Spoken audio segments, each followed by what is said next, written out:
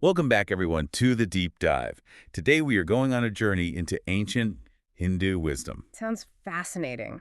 What texts are we exploring today? It's one you might have heard of, the Linga Purana. Ah, yes, one of the 18 Mahapuranas, right.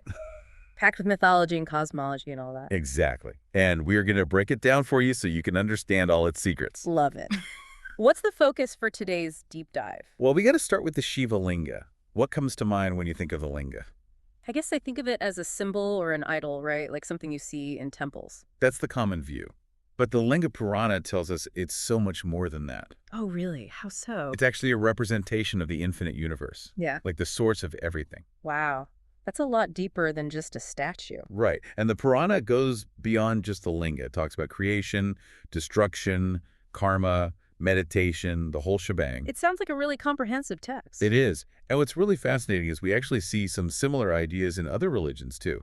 How interesting. Like what? Well, like in Islam, for example, specifically the Quran.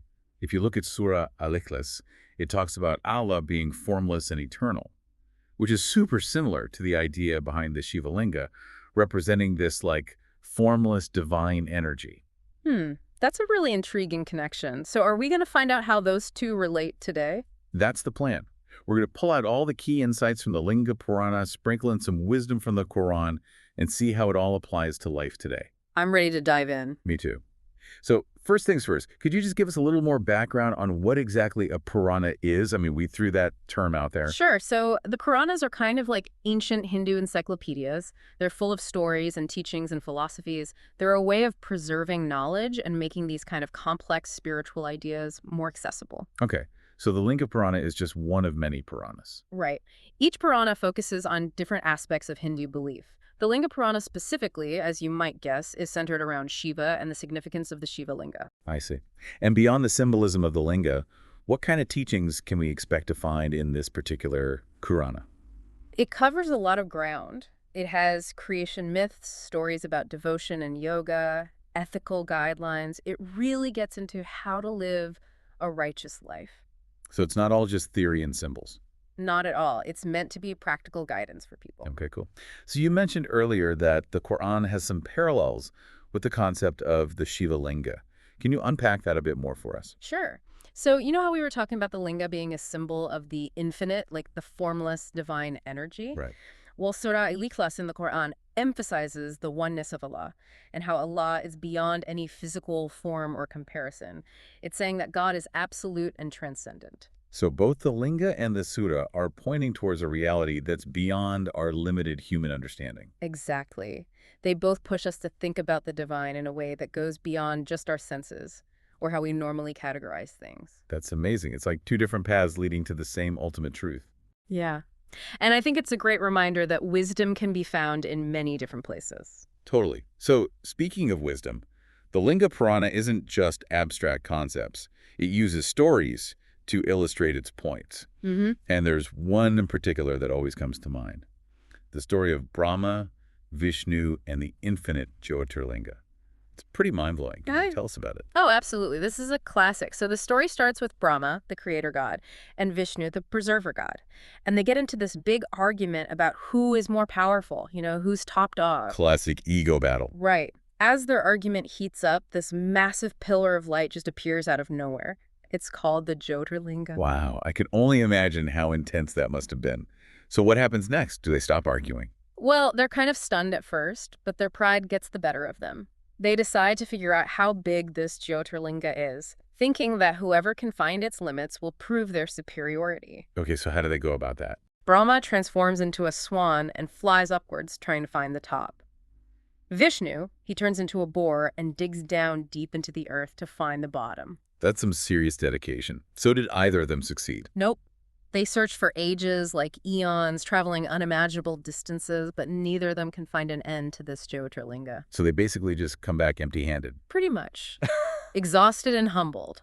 That's when Shiva reveals himself from within the Jyotirlinga. I bet that shut them up pretty quick. Yeah. So what was the point of all that? What was Shiva trying to teach them? It's a lesson about humility, about recognizing the limits of our ego and our understanding.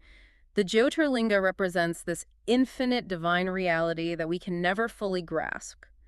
It's a reminder that there's always more to learn, more to discover, and that trying to dominate or control the divine is ultimately futile. Yeah, that really makes you think. It's like we're always trying to be the best, to climb to the top. But maybe the real wisdom is in realizing that there is no top, that the universe is just way bigger than our little egos. Exactly. It's about letting go of that need to control and embracing the mystery. And the Quran actually echoes this idea too. Oh, yeah. How so? In Surah al-Baqarah, it says that God doesn't burden us with more than we can handle and that we have limited knowledge. It's like a gentle nudge to surrender to something greater than ourselves. I see. So both the Linga Purana and the Quran are saying that we need a little humility in the face of the divine. Absolutely. And I think that message is more relevant than ever today. For sure. Especially with all the pressure and competition in the world, it's easy to get caught up in that ego trap. Totally. But remembering the story of the Jyotirlinga, it can help us keep things in perspective. I agree. So the Linga Purana also talks about these big cycles of existence. Yeah. Creation, preservation, and destruction. Can you tell us a bit more about that? Yeah, it's one of the central themes. It's called Srishti, Sthiti, and Laya. Creation, preservation, and dissolution. It's basically saying that everything in the universe goes through these phases. So not just the universe as a whole, but everything within it too. Everything.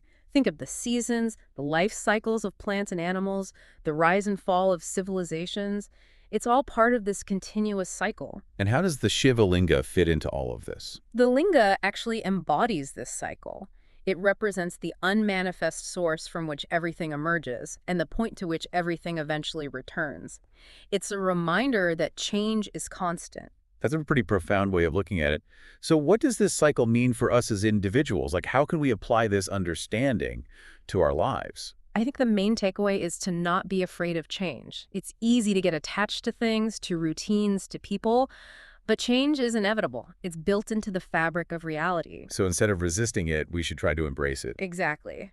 Each ending is an opportunity for a new beginning. That's a good way to look at it. It's like when you go through a tough time, a breakup, a job loss, whatever.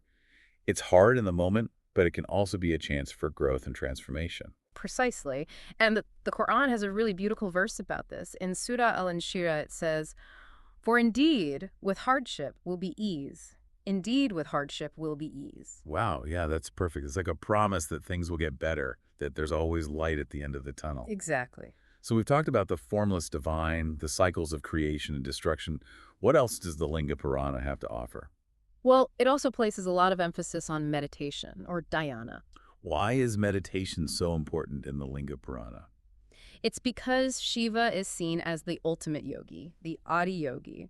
His state of being is one of deep meditation, and that's presented as the path to realizing our true nature. So meditation is like a way to connect with that divine energy within ourselves. Yes. It's a way to quiet the mind and experience that inner stillness. I think a lot of people are drawn to meditation these days, with all the stress and distractions of modern life. It's like we're all searching for a way to find some peace. Right. And the Linga Purana offers a really practical framework for doing just that. It teaches various techniques and approaches to meditation that can help us cultivate that inner peace and clarity. And is there anything in the Quran that relates to this idea of inner peace through meditation? Yes, absolutely. Surah Al-Araf advises us to remember God within ourselves, humbly and quietly, in the mornings and evenings. It's all about turning inward and connecting with the divine through quiet reflection. That's so cool how these different traditions all point towards this same inner journey. So the Linga Purana covers a lot of ground. But if we had to boil it down to a few key takeaways, what would you say are the most important things for our listeners to remember? I would say there are three main principles that stand out. Okay, lay them on us. First is dharma, which basically means righteous conduct. It's about living ethically, doing the right thing, and acting with integrity. So basically being a good person. Yes, but it's more than that. It's about aligning your actions with a higher purpose. Got it. What's the second principle? It's detachment or non-attachment. It's the idea that we shouldn't get too attached to material possessions or external achievements. I think that's a hard one for a lot of people, especially in our consumer society. It is. But the Linga Purana reminds us that true happiness and fulfillment come from within, not from things. Yeah. It's about finding that inner peace that's not dependent on external circumstances. Exactly. And the third principle is bhakti, which means devotion. It can be devotion to God, to your family, to a cause, anything that gives you a sense of purpose and connection. So it's about having faith and dedicating yourself to something bigger than yourself. Yes, and that can be a powerful source of strength and resilience, especially during difficult times. And I imagine the Quran probably has some teachings about these same ideas. It does. The Quran emphasizes righteous actions, compassion, gratitude, and faith in God. All of these align perfectly with the Linga Purana's teachings on dharma, detachment, and bhakti. It's amazing how these ancient wisdom traditions, even from different parts of the world, can offer such similar guidance. It really is. It shows that these fundamental truths are universal. I completely agree. Well, this has been an incredible deep dive into the Linga Purana. I feel like we've barely scratched the surface, but hopefully we've given our listeners a taste of its wisdom. I hope so too. It's a text that has so much to offer, no matter your background or beliefs. So as we wrap up, what's one final thought you would leave our listeners with? I would say, remember the symbolism of the Shiva Linga, that representation of the infinite formless divine. Think about how understanding impermanence and the cycles of existence can bring you peace and help you navigate the ups and downs of life. And don't be afraid to look for those universal truths in other traditions.